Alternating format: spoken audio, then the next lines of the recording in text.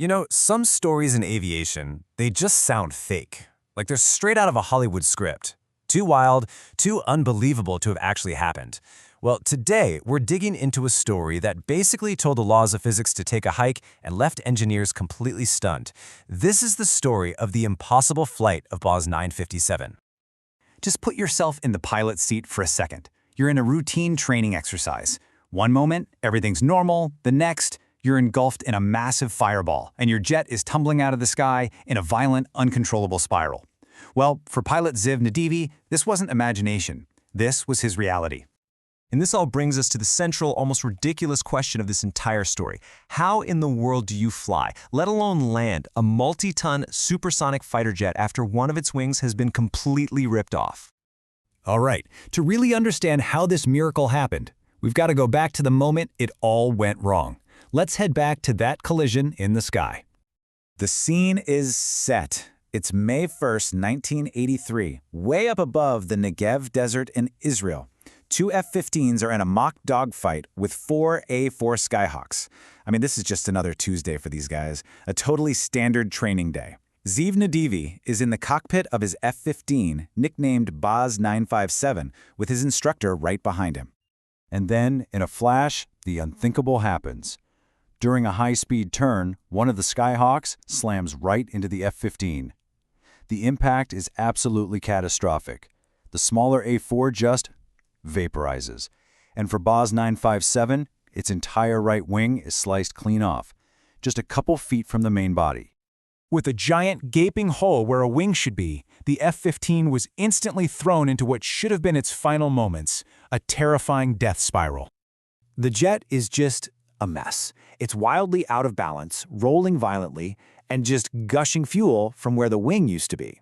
For the experienced instructor in the back, the conclusion was obvious. The plane was a goner.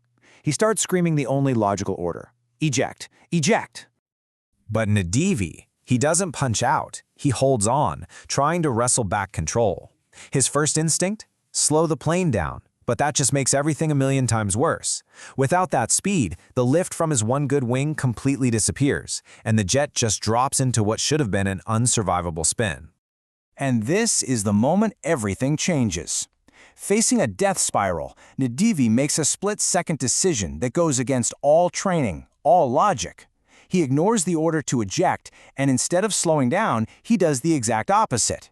He slams the throttles all the way forward, kicking in the afterburners for maximum power.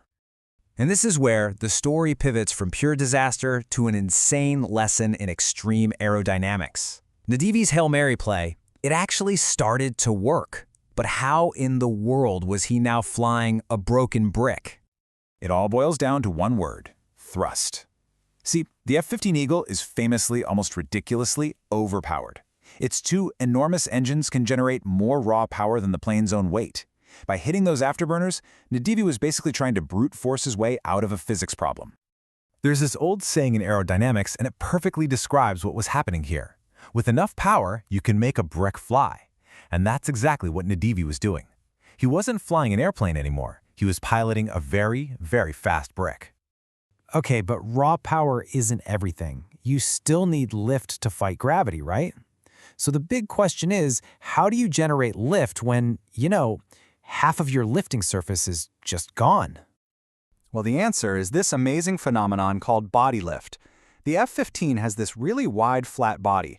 At the insane speeds Nadivi was now hitting, the air pushing against that huge surface area, the fuselage, the engine intakes, even the stub of the missing wing, started to create its own lift.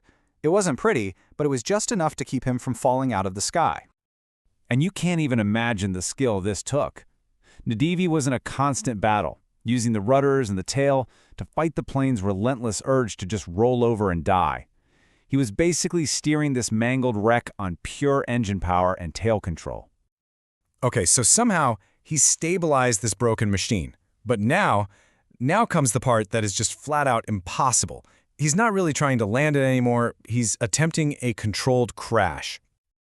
As he lines up with the runway, he has to keep his speed way, way up to maintain that body lift. His final approach speed was a mind-boggling 260 knots. That's nearly 300 miles per hour. To give you an idea of how insane that is, a normal F-15 lands at about 130 knots. He was coming in at literally double the recommended speed. It was a true knife's edge. Any slower, and he'd drop like a rock. Any faster, and he'd shoot right off the end of the runway. He hits the tarmac hard and fast. The plane's tail hook, something normally used on aircraft carriers, miraculously catches the arresting wire on the runway. It was his last and only shot at stopping this thing. The wire goes taut, the F-15 is screaming down the runway, and it finally jerks to a stop. Just 10 feet from the barrier at the very end of the runway. The margin for error was practically zero. He had done it. He was on the ground, he was safe.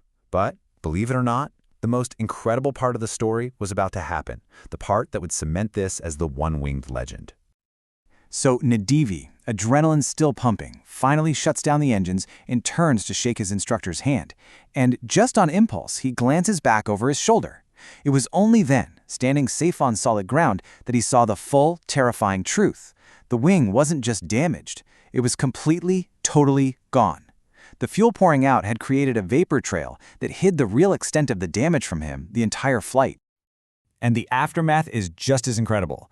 When the engineers from McDonnell Douglas, the guys who built the plane, saw the photos, they basically said, "No way, that's aerodynamically impossible." And yet, this absolute beast of a jet was so tough that they slapped a new wing on it, and it was back in the air 2 months later. And get this, 2 years after that, this very same jet went on to score another kill in actual combat. So, what's the big takeaway here? The story of Baz 957 is a legend for a reason. But what is it really a testament to? The unbelievable skill and sheer nerve of a pilot who just refused to give up? Or the brute force, unbreakable engineering of one of the toughest fighter jets ever built? Or maybe the real truth is that one would have been absolutely nothing without the other.